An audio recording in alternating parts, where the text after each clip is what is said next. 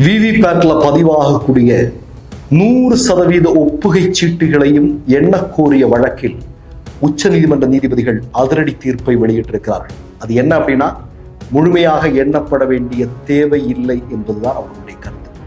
அதாவது உச்ச நீதிமன்ற நீதிபதிகளாக இருக்கக்கூடிய சஞ்சீவ் கண்ணாவும் திபாங்கர் தத்தாவும் விவிபேட்ல பதிவாகக்கூடிய முழுமையான ஸ்லிப்புகளையும்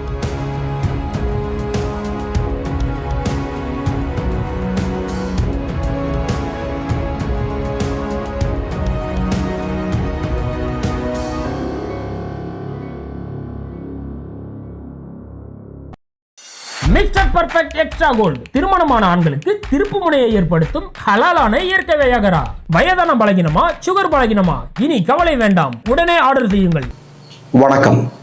விவிபேட்ல பதிவாகக்கூடிய 100% ஒப்புகை சீட்டுகளையும் எண்ணக்கோரிய வழக்கில் உச்ச நீதிமன்ற நீதிபதிகள் அதிரடி தீர்ப்பை வெளியிட்டிருக்கிறார்கள். அது என்ன அப்படின்னா, முழுமையாக எண்ணப்பட வேண்டிய தேவை இல்லை என்பதுதான் அவர்களுடைய கருத்து.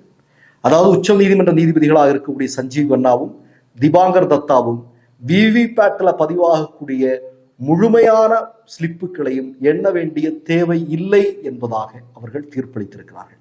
இப்போ இவிஎம் தொடர்பாக நாம் எல்லாம் காத்து கொண்டிருந்தோம். ஒரு சிறப்பான தீர்ப்பு வரும் அப்படின்னு நம்ம நம்பிட்டு இருந்தோம். ஆனால் நமக்கு இப்போது வந்திருக்கக்கூடிய தீர்ப்பை பார்க்கும்போது மிகப்பெரிய அதிருப்தி வருகிறது. காரணம் என்ன? இந்த விவிபேட் எதற்காக கொண்டு வரப்பட்டது? விவிபேட் கொண்டு வந்ததே எதுக்கு அப்படின்னா, வாக்கு எந்திரங்கள்ல நம்ம போய் ஒரு பட்டனை அழுத்துறோம், ஏதோ ஒரு சின்னத்துல லைட் எரியுது, இது மட்டும் போதுமா? இதுல பெரிய சந்தேகம் இருக்கு, நான் போட்ட வாக்கு அந்த சின்னத்துக்கு தான் விழுந்தது அப்படிங்கிறதுக்கு என்ன உறுதி இருக்கு அப்படிங்கிற சந்தேகங்கள் வந்ததனுடைய அடிப்படையில 2013 சுப்பிரமணிய சாமி கோர்ட்டுக்கு போறாரு. அப்பதான் கோர்ட் என்ன சொல்லுது? சரிதான், அப்படி கேட்கறதுல நியாயம் இருக்கு. இவிஎம்ல போய் ஒருத்தர் வந்து ஒரு ஓட்டு போடுறாரு, அதுக்கு தான் பதிவாச்சு அப்படிங்கிறதுக்கு என்ன உத்தரவாதம்? சரி, விவிபேட்டை கொண்டு வா அப்படின்னு உச்ச நீதிமன்றம் தான் சொல்றது. இப்ப விவிபேட் கொண்டு வந்தாச்சு. விவிபேட் எதுக்காக கொண்டு வந்திருக்காங்க? நாம் ஒரு வாக்காளர் அளிக்கக்கூடிய வாக்கு இந்த சின்னத்திற்குத்தான் போய் விழுந்திருக்கிறது என்பதை உறுதி செய்யப்பதற்கு, இல்லையா? இப்ப இது ரெண்டையும் எல்லா இடத்துலையும் எண்ணணும் அப்படின்னு சொல்லிட்டு பொதுநல வழக்கு உச்ச நீதிமன்றத்திற்கு வருகிறது. ஆனால் நீதிமன்றம் இப்ப என்ன சொல்லியிருக்கு? அப்படி எண்ண வேண்டிய தேவையில்லை என்று சொல்லியிருக்கிறார்கள். இது என்னங்கிறது எங்களுக்கு புரியல. பொதுவாக ஒரு நீதி என்பது சாதாரணமான எளிய மக்களுக்கும், இப்ப நீதிமன்ற நீதிபதிகள் எல்லாம் மிகப்பெரிய அறிவாளிகள், இப்ப எங்களை மாதிரி சாதாரணமாக இருக்கக்கூடிய இந்தியாவில் இருக்கக்கூடிய பெரும்பாலான மக்களுக்கும் அது சரியா இருக்கு அப்படிங்கிற எண்ணத்தை உருவாக்கக்கூடிய விதத்துல ஒரு நீதி இருக்க வேண்டும். ஆனால் அப்படி இது இருக்கிறதா அப்படின்னா ஒரு சந்தேகம் நமக்கு இருக்கு, இல்லையா? இப்ப நான் என்ன கேட்கிறேன், வெனிசுலா மாதிரியான நாடுகள்ல இன்னமும் வாக்கேந்திரங்கள் பயன்படுத்தப்படுகிறார்கள். அங்க கூட நீங்க பாத்தீங்கன்னா 20% விவிபேட் ஸ்லிப்பும் வாக்கேந்திரங்களுடைய வாக்குகளும் எண்ணப்படுகிறது. இங்க வெறுமனை இப்ப எவ்வளவு என்றோம்? 2% தான் என்றோம். இது போதுமா? ஏன்னா ஏற்கனவே 2% ஒப்புகை சீட்டுகள் எண்ணப்பட்ட போதே இந்தியாவில் கடந்த பாராளுமன்ற தேர்தலில் 70க்கும் அதிகமான இடங்கள்ல மிகப்பெரிய சிக்கல், வேறுபாடுகள் வந்ததை நம்ம கண்கூடாக பார்த்தோம், இல்லையா? வாக்கேந்திரங்களிலும் விவிபேட்லையும் பதிவான வாக்குகளை எண்ணும் போது 70க்கும் அதிகமான இடங்கள்ல பிரச்சனை வந்தது. ஆனால் இன்றைக்கு நீதிமன்றம் என்ன தீர்ப்பு கொடுத்திருக்கு? அப்படியெல்லாம் தேவையில்லை, நீங்க எண்ண வேண்டிய தேவையில்லை அப்படின்னு சொல்றாங்க. கூடுதலாக ஒரு விஷயம் என்ன சொல்லி இருக்கிறாங்க அப்படின்னா, வாக்கு உங்களுக்கு சந்தேகம் இருந்ததுன்னா, அதாவது ஏதாவது வாக்காளர்களுக்கு இல்லைன்னா போட்டியிடக்கூடிய வேட்பாளர்களுக்கு வாக்கு எண்ணிக்கையில் சந்தேகம் இருந்தது அப்படின்னா 7 நாட்களுக்குள் இவிஎம்மில் இருக்கக்கூடிய மைக்ரோ கண்ட்ரோலரை சோதிக்கலாம் அப்படின்னு தீர்ப்பு அளித்திருக்காங்க. கூடுதலாக ஒரு புள்ளி வைக்கிறாங்க. என்ன அப்படின்னா, இது வந்து சோதிக்கணும் அப்படின்னா ஒரு பொறியாளர் வரணும், அதுக்கு செலவுகள் இருக்கு. அந்த செலவுகளை யாருக்கு சந்தேகம் வருதோ, எந்த வேட்பாளருக்கு சந்தேகம் வருதோ அவரு தான் அந்த செலவெல்லாம் பார்த்துக்கணும் அப்படின்னு சொல்லிட்டு நீதிமன்றம் தீர்ப்பு அளித்திருக்கிறது. நான் என்ன கேட்கிறேன் அப்படின்னா, அதாவது இன்றைக்கு 2019 தேர்தல் ஆகட்டும் அல்லது 2014 பிறகு உள்ள தேர்தல் ஆகட்டும், எல்லா தேர்தல்களுமே வாக்கேந்திரம் குறித்த சந்தேகங்கள் அதிகப்படியாகத்தான் போய்கொண்டிருக்கிறது. இப்ப சமீபத்துல கூட ஒரு மிக முக்கியமான நிறுவனம் எடுத்த கருத்து கணிப்பில் கூட வாக்கேந்திரங்களின் மீதான நம்பிக்கை இந்திய மக்களுக்கு எப்படி இருக்குன்னு கேட்கும்போது பெரும்பாலான மக்கள் அதுல இருக்கக்கூடிய சந்தேகம் இருக்கு, எங்களுக்கு அதுல நம்பகத்தன்மை இல்லை அப்படின்னு சொன்னாங்களா இல்லையா? அதெல்லாம் நடந்துட்டு இதை கையாளக்கூடிய தேர்தல் ஆணையத்தின் மீது நம்பிக்கை இருக்கான்னு கேட்டா பெரும்பாலான ஆட்கள் என்ன சொன்னாங்க? இல்ல, எங்களுக்கு நம்பிக்கை இல்லை அப்படிங்கிற மாதிரி சொன்னதை நீங்க கேள்விப்பட்டிருப்பீங்க. அப்ப நான் என்ன கேட்கிறேன், வாக்கு எந்திரம் சரி, வாக்கு எந்திரத்துல விவிபேட் முழுசா எண்ணக்கூடாதுன்னு சொல்றீங்க, இப்போ வாக்குச்சீட்டுல மீண்டும் தேர்தல் வருமா? அதுவும் முடியாதுன்னு சொல்றீங்க. வாக்குச்சீட்டுகளுடைய அடிப்படையில் தேர்தல் வராதுன்னு சொல்றீங்க. ஏன் வாக்குச்சீட்டுகளுடைய அடிப்படையில தேர்தல் மீண்டும் வராதுன்னா அது தேர்தல் அது கால விரயம், பூத்த தங்களுடைய கட்டுப்பாட்டுக்குள்ள கொண்டு வந்துருவாங்க, கள்ள ஓட்டு போடுவாங்க, இப்படின்லாம் சொல்றாங்க. சரி, அதெல்லாம் இருக்கட்டும். அப்ப நான் என்ன கேட்கிறேன், வாக்கேந்திரங்களில் நடக்கக்கூடிய தேர்தலில் இன்னைக்கு மணிப்பூர்ல முழுமையான பல வாக்குச்சாவடிகள் கைப்பற்றவில்லையா பாஜகவினரால்?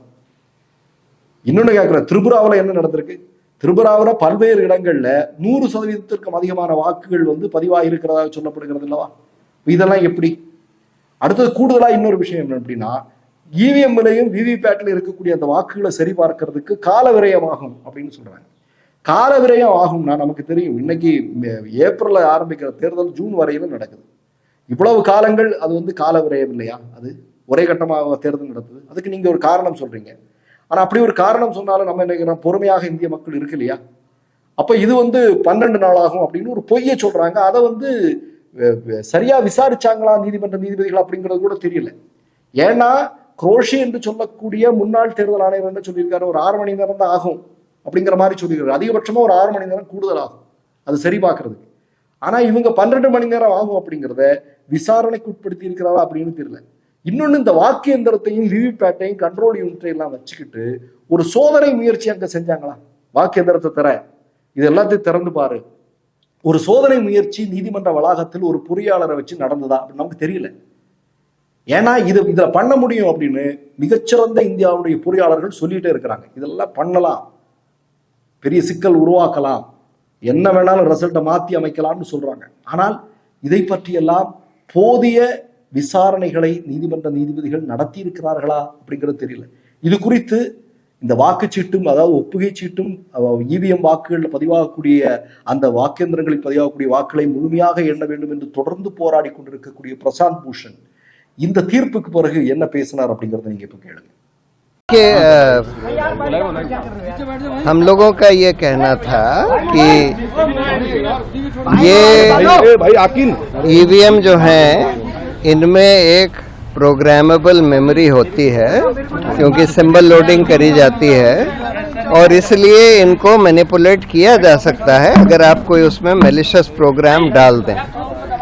और इस वजह से ये ज़रूरी है कि जो वीवीपैट है उसका पूरा पेपर ट्रेल का ऑडिट होना चाहिए, सारे वीवीपैट स्लिप्स को काउंट करना चाहिए। और क्योंकि वीवीपैट में भी काला शीशा लगा दिया गया था, तो इस वजह से हम लोग ये कह रहे थे कि या तो उसका ट्रांसपेरेंट शीशा करिए और या नहीं तो उसको जो स्लिप जो प्रिंट होती है वोटर के हाथ में देकर और उसको उसमें बैलेट बॉक्स में डालकर और उसकी काउंटिंग कर लीजिए। सुप्रीम कोर्ट ने ये सारी हमारी मांगें को ठुकरा दिया है और ये बोला है कि अच्छा इलेक्शन कमीशन इसको एग्जामिन करे कि सारे बैलेट पेपर्स पर अगर हम वो डाल दें मार्क, उस पर मार्क डाल दें, जिसको बार कोड जिसको कहते हैं, बार कोड डाल दें, तो उसकी फिर मैकेनिकली मशीन से काउंटिंग हो सकती है कि नहीं, इसको एग्जामिन करें। மற்றொரு நிகழ்வில் சந்திப்போம். நன்றி, வணக்கம். மை நேம் இஸ் ரெட் சேனலை சப்ஸ்கிரைப் பண்ணிக்கோங்க. அதுக்கப்புறமா பக்கத்தில் இருக்கிற ஜாயின் பட்டனை கிளிக் பண்ணீங்கன்னா ஒரு நியூ பேஜ் ஒன்று ஓப்பன் ஆகும். அதுலயும் ஜாயின் பட்டனே கிளிக் பண்ணிக்கோங்க. அதுல பாத்தீங்கன்னா credit R debit card options இருக்கு. இதுல உங்களுக்கு விசா, மாஸ்டர் கார்டு, ரிப்பே அப்படின்னு 3 ஆப்ஷன்ஸ் கொடுத்துருக்காங்க. அதுல நீங்க எந்த கார்டு சூஸ் பண்றீங்களோ அந்த கார்டோட நம்பர் என்டர் பண்ணிக்கோங்க. அப்புறமா கார்டோட வேலிடிட்டி மந்த் அண்ட் இயரை டைப் பண்ணிக்கோங்க. அடுத்தபடியா உங்க கார்டோட பின்னால சிவிசி கோடுன்னு சொல்லிட்டு 3 நம்பர்ஸ் கொடுத்துருப்பாங்க. அந்த நம்பர் இதுல என்டர் பண்ணிக்கோங்க. அப்புறமா அட்ரஸ் அண்ட் இன்ஃபர்மேஷன் என்டர் பண்ணிட்டு பைங்கிற பட்டனை கிளிக் பண்ணிக்கோங்க. ஒருவேளை உங்க கார்டு நம்பர் இன்வாலிட்னு காமிச்சிச்சுன்னா உங்க கார்டுல இன்டர்நேஷனல் யூசேஜை எனேபிள் பண்ணுங்க.